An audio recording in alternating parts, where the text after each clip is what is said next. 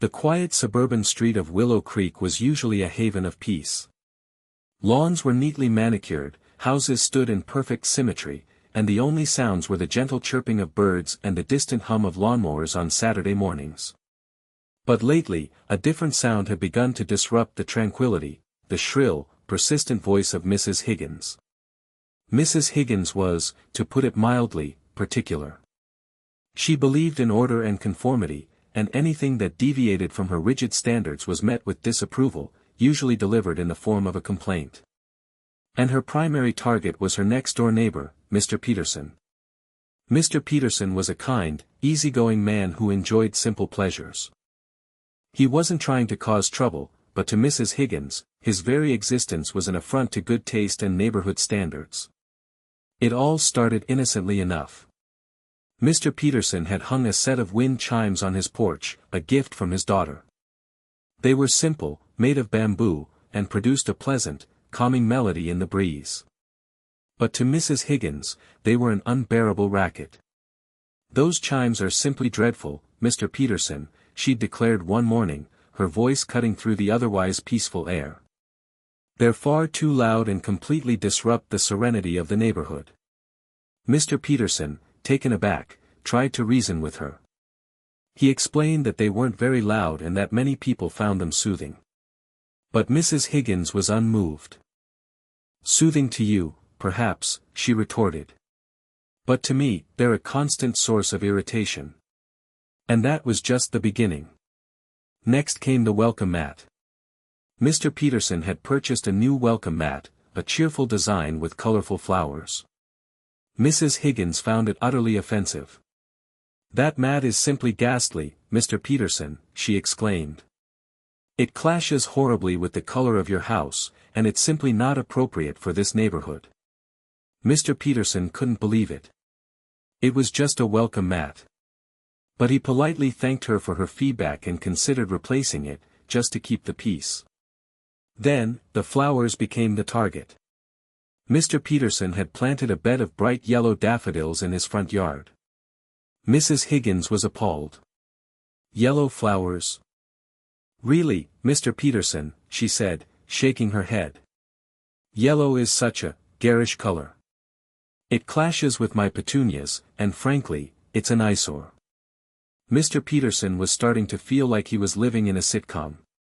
Was there anything he could do to please this woman? He considered painting his house gray, replacing his welcome mat with a plain brown one, and digging up all his yellow flowers. But then he realized something: he shouldn't have to. He had a right to enjoy his property, just as much as Mrs. Higgins did.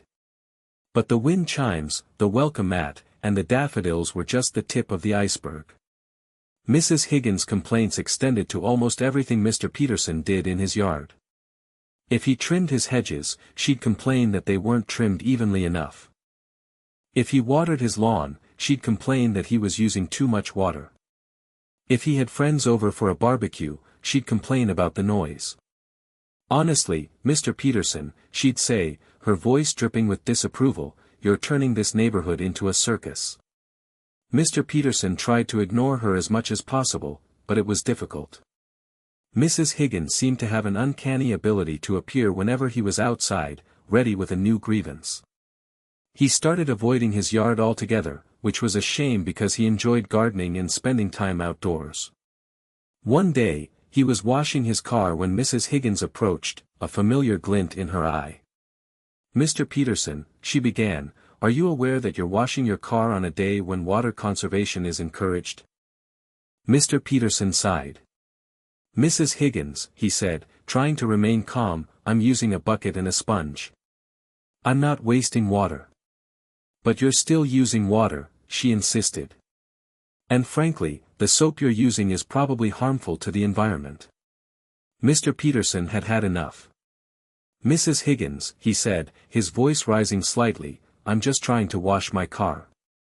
Can you please just leave me alone?" Mrs. Higgins gasped. "Well, I never," she exclaimed. "I'm just trying to maintain the standards of this neighborhood." "And I'm just trying to live my life," Mr. Peterson retorted. "Maybe you should focus on your own yard and leave me to take care of mine." With that, he turned back to his car, hoping that Mrs. Higgins would finally get the message. But he knew, deep down, that this was unlikely. Mrs. Higgins was not one to give up easily.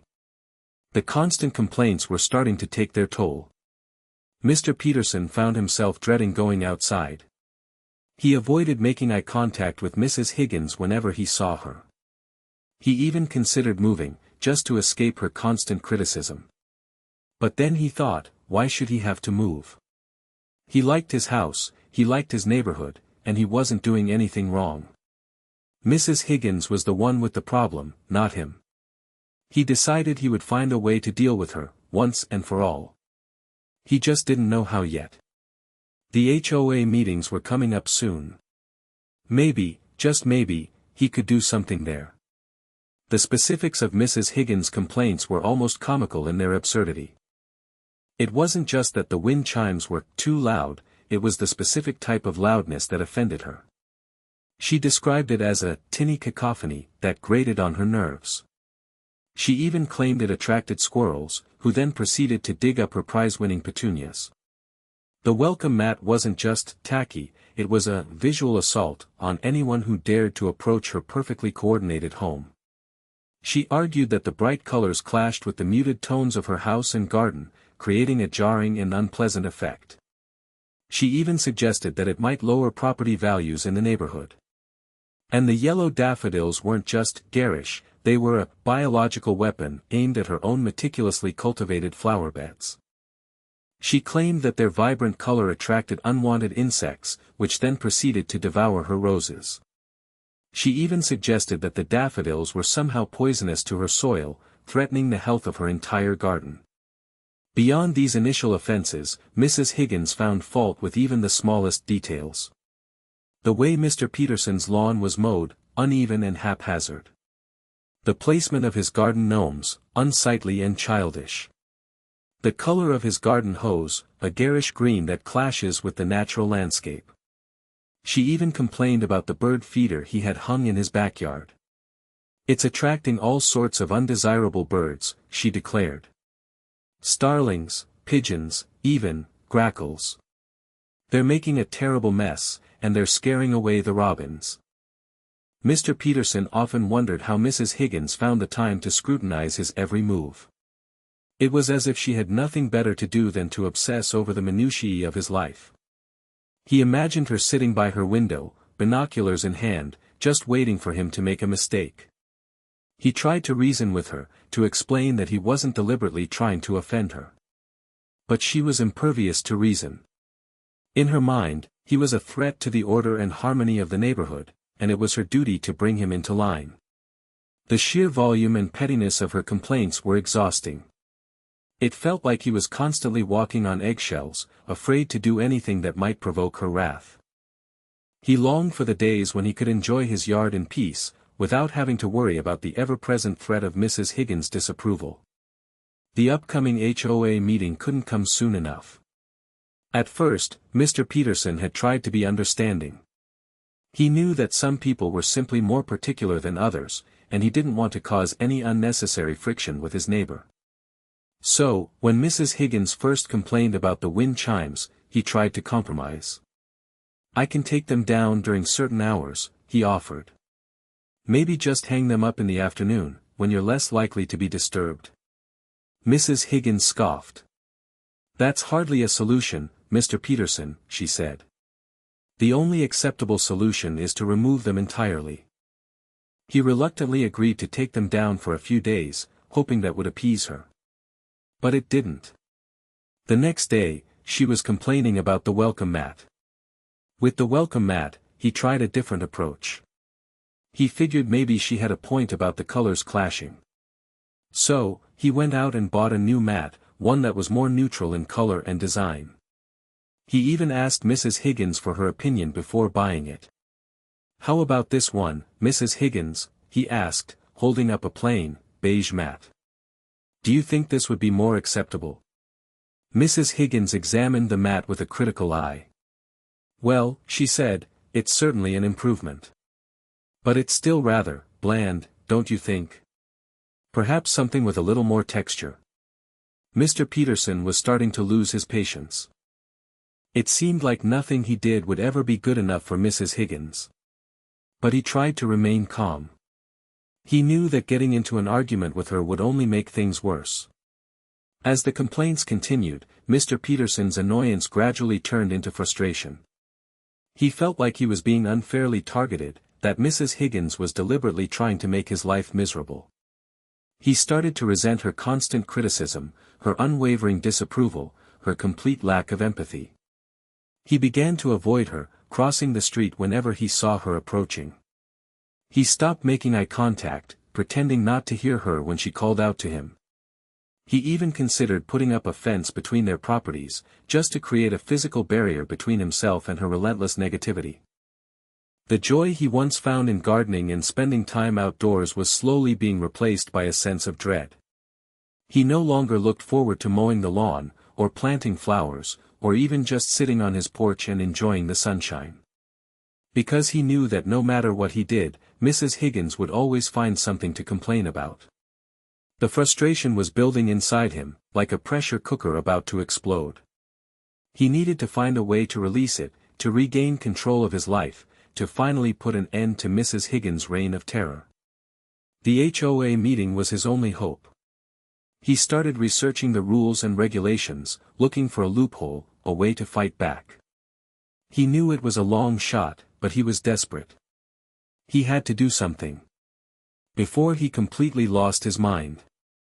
The HOA meetings were held in the community clubhouse, a sterile, beige room that felt more like a doctor's waiting room than a place where neighbors came together to discuss important issues. Fluorescent lights hummed overhead, casting a harsh, unflattering glow on the faces of the attendees. The air was always thick with tension, a palpable sense of unspoken grievances and simmering resentments. For Mr. Peterson, the HOA meetings were a special kind of torture. He knew that Mrs. Higgins would use these meetings as an opportunity to air her complaints about him publicly, to shame him in front of his neighbors. And she always did. "I'd like to bring up a matter of grave importance," Mrs. Higgins would announce, her voice dripping with self-importance. "It has come to my attention that one of our residents is in blatant violation of several HOA regulations." She would then proceed to list Mr. Peterson's supposed transgressions, citing specific rules and regulations with an almost frightening level of precision. Regulation 3.2. B clearly states that all landscaping must be in keeping with the overall aesthetic of the neighborhood, she'd declare. And Mr. Peterson's yellow daffodils are clearly not in keeping with that aesthetic. Or, Regulation 5.1. Prohibits excessive noise levels after 10 p.m. And Mr. Peterson's wind chimes have been known to create a disturbance well past that hour. Each accusation was delivered with a theatrical flourish, designed to maximize the embarrassment and humiliation. Mrs. Higgins seemed to relish the opportunity to wield her knowledge of the HOA rules like a weapon, to punish those who dared to deviate from her rigid standards. The other residents of Willow Creek seemed to tolerate Mrs. Higgins' behavior, perhaps out of fear of becoming her next target. They would nod politely as she spoke, offering murmured words of agreement. Some even seemed to enjoy the drama, the vicarious thrill of watching someone else being publicly shamed. The president of the HOA, a mild-mannered man named Mr. Abernathy, rarely intervened. He seemed intimidated by Mrs. Higgins, afraid to challenge her pronouncements or question her authority. He would simply nod along, offering weak assurances that the matter would be looked into. Mr. Peterson felt helpless and humiliated during these meetings. He wanted to defend himself, to explain that he wasn't deliberately trying to cause trouble. But he knew that anything he said would only be twisted and used against him. He had tried to reason with Mrs. Higgins privately, but she was impervious to reason. He had even tried to apologize, to admit that he might have made a mistake. But she was unforgiving. In her mind, he was a villain, a threat to the very fabric of the community. The HOA meetings were a constant reminder of his powerlessness, his inability to escape Mrs. Higgins' relentless criticism. He knew that he had to do something, to find a way to fight back. But he didn't know what. Yet. The thought of running for HOA president had crossed his mind, but he quickly dismissed it. He wasn't a politician, he didn't have the charisma or the confidence to win an election. Or so he thought. The more he considered it, the more appealing the idea became. It was a long shot, but it was better than nothing.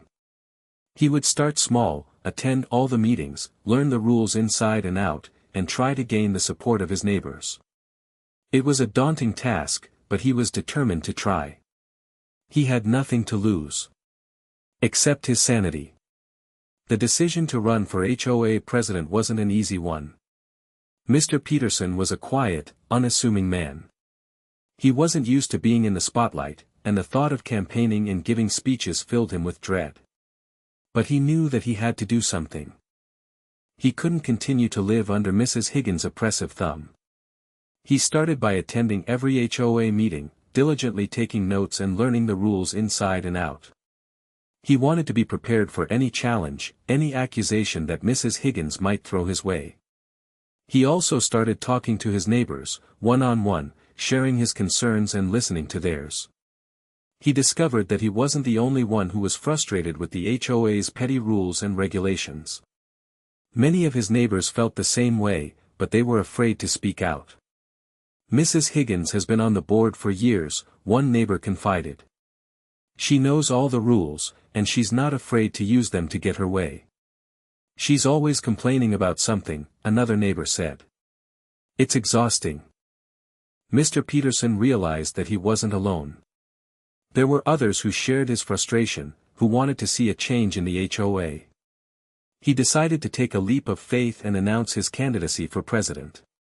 He kept his campaign low-key, relying on word of mouth and personal connections. He didn't want to make a big splash, or attract too much attention. He knew that Mrs. Higgins would do everything in her power to sabotage his campaign. He focused on the issues that mattered most to his neighbors, reducing the number of petty rules, increasing transparency in the HOA's decision-making process, and fostering a greater sense of community.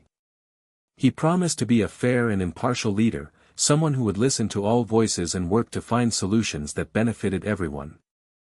The campaign was grueling, but Mr. Peterson persevered. He knocked on doors, attended community events, and answered countless questions.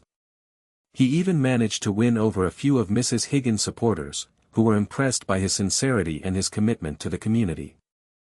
As the election drew near, Mr. Peterson felt a mix of hope and anxiety. He knew that he had a chance to win, but he also knew that Mrs. Higgins would stop at nothing to defeat him. He kept his campaign secret from Mrs. Higgins, not wanting to provoke her ire. He knew that if she found out he was running, she would unleash a torrent of criticism and accusations, making his life even more miserable than it already was. So, he kept his head down, worked hard, and hoped for the best. He knew it was a long shot, but he had to try. For himself, and for his neighbors. He was tired of living in fear, tired of being bullied by Mrs. Higgins. He was ready to fight back. And he was ready to win. He just needed to get through the election first. And survive Mrs. Higgins' wrath, should she find out. Election day arrived, casting a long shadow of anticipation over Willow Creek. Mr. Peterson woke up with a knot in his stomach, a mixture of excitement and dread churning within him. He tried to distract himself, puttering around in his garden, but his thoughts kept drifting back to the election. He imagined Mrs. Higgins, meticulously marking her ballot, her face a mask of determination. He pictured her rallying her supporters, spreading rumors and casting aspersions on his character. He wondered if his efforts had been enough, if he had done enough to convince his neighbors to vote for him. The voting took place throughout the day, at the community clubhouse. Mr. Peterson made a point of being there, greeting voters with a smile and a friendly word. He tried to gauge their reactions, to read their faces, but it was impossible to tell who had voted for him and who had voted against him. Mrs. Higgins, of course, was a constant presence, hovering near the entrance, scrutinizing every voter who entered. She made no secret of her disapproval, glaring at anyone who dared to make eye contact with Mr. Peterson. As the day wore on, the atmosphere grew increasingly tense. The air was thick with unspoken anxieties, with the weight of anticipation. Everyone knew that the election would have a significant impact on the future of Willow Creek. Finally, the polls closed. The ballots were collected and counted, a process that seemed to take an eternity. Mr. Peterson paced back and forth, his nerves on edge. He tried to make small talk with his neighbors, but his mind was racing. The counting continued late into the night, with only a handful of volunteers remaining in the clubhouse. Mr. Abernathy, the current HOA president, oversaw the process, his face etched with fatigue. As the final ballots were tallied, a hush fell over the room. Everyone knew that the results were about to be revealed. Mr. Peterson held his breath, his heart pounding in his chest. He closed his eyes, bracing himself for the worst.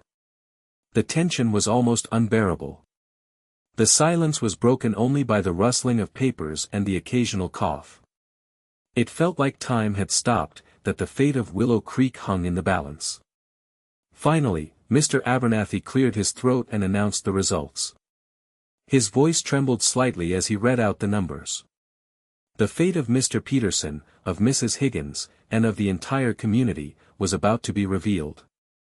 The next HOA meeting would be a turning point, no matter the outcome. Would it be more of the same, or would there be a new leader at the helm? The suspense was palpable. The next HOA meeting began like any other, with the familiar hum of fluorescent lights and the palpable tension hanging in the air. Mrs. Higgins, seemingly oblivious to the recent election, was in fine form, radiating an air of unwavering confidence. She sat in her usual spot, front and center, a stack of meticulously annotated HOA rulebooks piled high in front of her. Mr. Peterson, on the other hand, sat quietly in the back, trying to remain inconspicuous. He knew that the results of the election would be announced soon, but he didn't want to draw any attention to himself. He just wanted to get it over with, one way or another. Mr. Abernathy, looking even more weary than usual, called the meeting to order. He droned through the usual formalities, approval of the minutes, treasurer's report, etc., his voice barely audible above the hum of the lights. Finally, it was time for the open forum, the part of the meeting that Mrs. Higgins always relished. She raised her hand, her eyes gleaming with anticipation. Mr. Abernathy, she announced, her voice ringing through the room, I have several matters of grave importance to bring to the attention of the board. She proceeded to launch into a litany of complaints, each one more petty and absurd than the last. She complained about the length of Mr. Johnson's grass, the color of Mrs. Davis's mailbox, and the placement of Mr. Thompson's garbage cans. It's simply unacceptable, she declared, her voice rising in indignation. These blatant violations of HOA regulations are a disgrace to our community. Mr. Peterson listened in disbelief. How could she be so oblivious? Didn't she realize that the election could change everything? Didn't she understand that her reign of terror might be coming to an end? He glanced around the room, noticing that some of his neighbors were starting to look uncomfortable. They shifted in their seats, avoiding eye contact with Mrs. Higgins. He could sense a growing unease, a feeling that something was about to change. Mrs. Higgins, however, remained undeterred. She continued to rail against the supposed transgressions of her neighbors, her voice growing louder and more strident with each passing minute. She even launched into a new tirade against Mr. Peterson, complaining about the unsightly Christmas decorations he had put up in his yard. They're simply garish and tasteless, she declared. And they're a clear violation of Regulation 7.3c, which states that all holiday decorations must be in keeping with the overall aesthetic of the neighborhood. Mr. Peterson clenched his fists, trying to control his anger. He wanted to stand up and shout, to tell her to shut up, to tell her that he was the new president of the HOA and that her reign of terror was over. But he held his tongue, knowing that the moment of truth was about to arrive. He would have his say soon enough. He just had to wait a little longer. A few more minutes. And then, everything would change. The anticipation was almost unbearable, but he knew he had to remain calm, to play his cards right. The future of Willow Creek depended on it. And so did his sanity. Just as Mrs. Higgins was reaching the crescendo of her Christmas decoration tirade, Mr. Abernathy cleared his throat, his voice trembling slightly. "Mrs. Higgins," he said, "I believe it's time to move on to the next item on the agenda, the announcement of the election results." Mrs. Higgins paused, a flicker of annoyance crossing her face. "Surely, Mr. Abernathy," she said, "the enforcement of HOA regulations is far more important than a mere election." Mr. Abernathy hesitated, then glanced nervously at Mr. Peterson. "Nevertheless, Mrs. Higgins," he stammered, "we must proceed according to protocol." He fumbled with a piece of paper, his hands shaking. He cleared his throat again and began to read the results. "The votes have been tallied," he announced, "and the winner of the election for HOA president is—" He paused for dramatic effect, then blurted out, "Mr. Peterson." A gasp swept through the room. Mrs. Higgins' jaw dropped, her eyes wide with disbelief. She stared at Mr. Abernathy, then at Mr. Peterson, her face a mask of stunned silence. Mr. Peterson, feeling a surge of adrenaline, stood up and walked to the front of the room. He took a deep breath, trying to compose himself. He looked at Mrs. Higgins, who was still staring at him in shock. "Thank you, Mr. Abernathy," he said, his voice surprisingly steady. "And thank you to everyone who voted for me. I am honored to have been elected as your new HOA president." He paused, then turned to address the entire room. "I know that many of you are wondering what my plans are for the future of Willow Creek," he said. "And I want to assure you that my goal is to make this community a better place for everyone." He paused again, then looked directly at Mrs. Higgins. "And that starts with reversing some of the petty rules that have been causing so much division and resentment." Mrs. Higgins finally found her voice. But, this is impossible," she sputtered. "There must be some mistake. I've been on the board for years. I know all the rules. How could you possibly?" Mr. Peterson smiled, a genuine, heartfelt smile. "The people have spoken, Mrs. Higgins," he said. "And they have chosen a new direction for Willow Creek." The room erupted in applause. Some of Mr. Peterson's neighbors cheered, while others simply smiled and nodded their approval.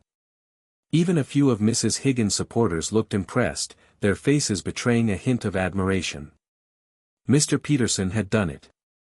He had pulled off the impossible.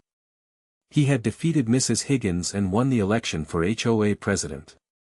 And now, he was ready to begin the process of transforming Willow Creek into a more welcoming, more tolerant, and more enjoyable place to live.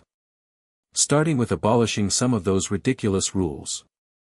Mr. Peterson, now officially the HOA president, wasted no time in implementing his plan to reverse the petty rules that had plagued Willow Creek for so long. He understood that change wouldn't happen overnight, but he was determined to start making a difference immediately.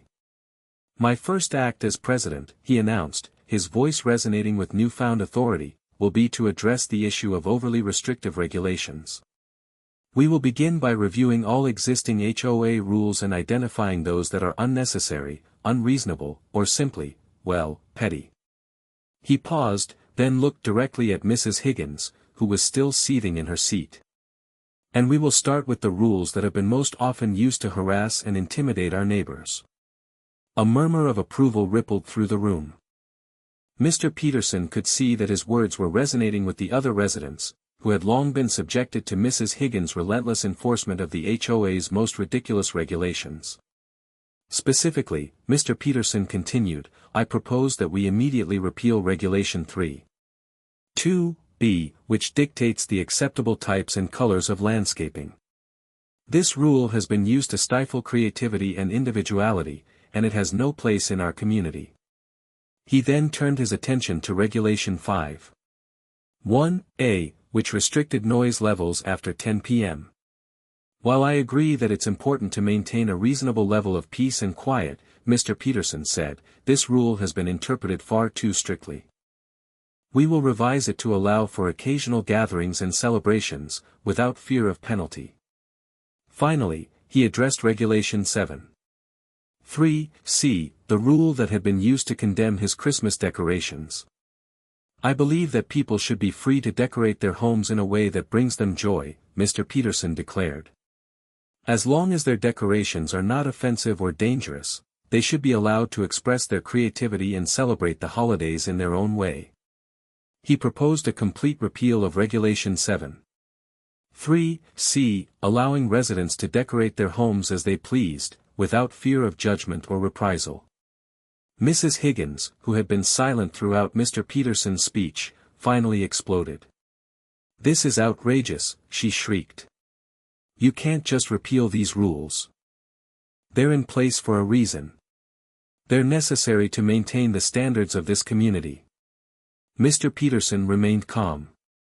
"With all due respect, Mrs. Higgins," he said, "I believe that the standards of this community should be based on respect, tolerance, and a willingness to embrace diversity, not on rigid rules and petty restrictions." He called for a vote on his proposals. The results were overwhelmingly in his favor. The residents of Willow Creek had spoken, and they had chosen a new path forward. The petty rules were gone, and a new era of freedom and tolerance had begun. Mr. Peterson smiled, knowing that he had finally made a difference. He had finally stood up to Mrs. Higgins and won. And now, he could finally enjoy his wind chimes, his welcome mat, and his yellow daffodils, without fear of criticism or complaint. The future of Willow Creek was looking brighter than ever. Especially with those daffodils in full bloom. Mrs. Higgins' reaction to Mr. Peterson's victory and his subsequent dismantling of her beloved petty rules was a spectacle to behold. First came the disbelief. She simply couldn't comprehend that her carefully constructed world of order and conformity had been so thoroughly upended. She stared blankly at Mr. Peterson, as if he were an alien creature who had suddenly materialized in the community clubhouse. Then came the anger. Her face flushed red, her eyes blazing with fury. She launched into a tirade, accusing Mr. Peterson of everything from incompetence to treason. She claimed that he was destroying the community, that he was undermining the very foundations of civilized society. "You'll regret this, Mr. Peterson," she shrieked. "You'll see. This community will descend into chaos. You'll be begging me to come back and restore order." But as the applause for Mr. Peterson continued, and as she saw the smiles on the faces of her neighbors, a subtle shift began to occur within Mrs. Higgins. The anger slowly began to dissipate, replaced by a grudging sense of acceptance. She realized that she was outnumbered, that her reign of terror was truly over. She saw that her neighbors were genuinely happy, that they were excited about the prospect of a more tolerant and welcoming community. And, perhaps for the first time, she began to question whether she had been wrong. Had she been too rigid, too demanding, too focused on the petty details? Had she lost sight of the bigger picture, the importance of community and connection? She didn't voice these questions aloud, of course. But Mr. Peterson could see them in her eyes, a flicker of doubt, a hint of regret. As the meeting drew to a close, and as her neighbors began to celebrate, Mrs. Higgins quietly gathered her belongings and slipped out of the clubhouse. She didn't say a word to anyone, but Mr. Peterson noticed a subtle change in her demeanor. Her shoulders were slumped, her head was bowed, and her usual air of self-importance was gone. In the days that followed, Mrs. Higgins kept to herself. She no longer patrolled the neighborhood, scrutinizing her neighbors' yards for violations. She no longer sent out scathing emails, complaining about minor infractions. She simply retreated into her home, emerging only to collect her mail and tend to her garden. Mr. Peterson, sensing that she was struggling, decided to reach out. He baked her a pie, a simple apple pie, and brought it over to her house. "Mrs. Higgins," he said, when she opened the door, "I just wanted to say that I hope there are no hard feelings. I know that we haven't always seen eye to eye, but I respect you, and I value your contributions to this community." Mrs. Higgins looked surprised, then a faint smile crossed her lips. "Thank you, Mr. Peterson," she said. "That's very kind of you." She took the pie and invited him in for a cup of tea. They sat and talked for a while, not about HOA rules or regulations, but about their lives, their families, their hopes and dreams. Mr. Peterson learned that Mrs. Higgins had lost her husband a few years earlier, and that she had been feeling lonely and isolated ever since. He realized that her obsession with the HOA rules was perhaps a way of coping with her grief, a way of creating order and control in a world that felt increasingly chaotic. As he left Mrs. Higgins' house, Mr. Peterson felt a sense of compassion for her. He realized that she wasn't a monster, just a lonely, grieving woman who needed a friend. And he was determined to be that friend. He knew that it would take time, but he was confident that he could help Mrs. Higgins find her place in the new, more tolerant Willow Creek. A place where everyone was welcome, even those with strong opinions about yellow daffodils. With the petty rules out of the way, Mr. Peterson was finally able to focus on more important community issues. He realized that the HOA had been so preoccupied with enforcing trivial regulations that it had neglected the things that really mattered: safety, beautification, and community engagement. He started by addressing the issue of speeding on Willow Creek's Main Street. Several residents had complained about drivers speeding through the neighborhood, putting children and pedestrians at risk. Mr. Peterson worked with the local police department to increase patrols and install speed bumps, making the street safer for everyone. He also launched a community beautification project, organizing volunteers to plant flowers, trim trees, and clean up litter. He secured funding from the city to install new benches and lighting in the community park, creating a more welcoming and inviting space for residents to gather. He recognized that the HOA meetings had become a source of division and resentment, so he made a concerted effort to make them more inclusive and engaging. He encouraged residents to share their ideas and concerns, and he made sure that everyone had a voice in the decision-making process. He also organized community events, such as block parties and potlucks, to foster a greater sense of connection and camaraderie. He believed that by bringing people together, he could create a stronger, more resilient community. One of his most successful initiatives was the creation of a community garden. He secured a vacant lot from the city and organized volunteers to transform it into a thriving garden, where residents could grow their own fruits and vegetables. The garden quickly became a popular gathering spot, a place where neighbors could connect with nature and with each other. As Mr. Peterson focused on these more important community issues, the residents of Willow Creek began to see him in a new light. They realized that he wasn't just a pushover, a doormat who could be bullied by Mrs. Higgins. He was a strong, capable leader who was genuinely committed to making their community a better place. Even Mrs. Higgins began to respect him. She saw that he was making a real difference, that he was improving the quality of life for everyone in Willow Creek. She even volunteered to help with the community garden, putting her green thumb to good use. Mr. Peterson's leadership transformed Willow Creek from a divided and resentful community into a thriving and harmonious one. He proved that by focusing on what really matters, safety, beautification, and community engagement, it's possible to create a place where everyone can feel welcome and valued. And it all started with standing up to Mrs. Higgins and reversing those petty rules. The daffodils, the wind chimes, and the welcome mat became symbols of this new era of tolerance and freedom. Small victories that led to something much bigger. A better community for all. Willow Creek, once a battleground of petty grievances and neighborhood squabbles, had finally found peace. The air was no longer thick with tension, but with the sweet scent of blooming flowers and the cheerful sounds of children playing. The community garden flourished, providing fresh produce and a sense of shared purpose. Block parties were frequent, filled with laughter, music, and the delicious aroma of barbecue. Mr. Peterson, now a beloved figure in the community, often strolled through the neighborhood, admiring the changes he had helped to bring about. He would pause to chat with his neighbors, listening to their concerns and celebrating their successes. He was no longer just Mr. Peterson, the man with the offensive wind chimes and the garish yellow daffodils. He was Mr. Peterson, the leader, the friend, the neighbor who had transformed Willow Creek into a true community. And Mrs. Higgins? She was still Mrs. Higgins, but a slightly different version. The fire in her eyes had dimmed, replaced by a gentle warmth. She still had her opinions, of course, but she was no longer so quick to judge or condemn. She had learned the value of tolerance, the importance of empathy, and the power of community. She even apologized to Mr. Peterson for her past behavior. "I was wrong, Mr. Peterson," she said, her voice barely above a whisper. "I was so focused on the rules that I forgot about the people. I'm truly sorry for all the trouble I caused you." Mr. Peterson smiled and patted her hand. "It's all right, Mrs. Higgins," he said. "We all make mistakes. The important thing is that we learn from them." He invited her to join him for a walk in the community garden, and they spent the afternoon weeding and watering the plants, sharing stories and laughter.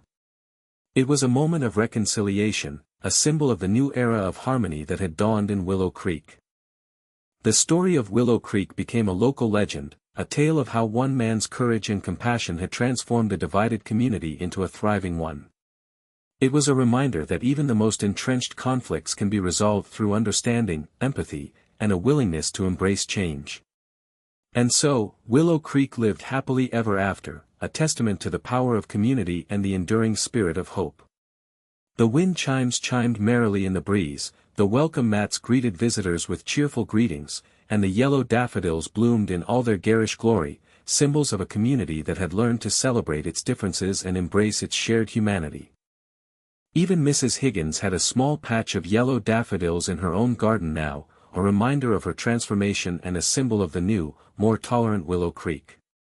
The end.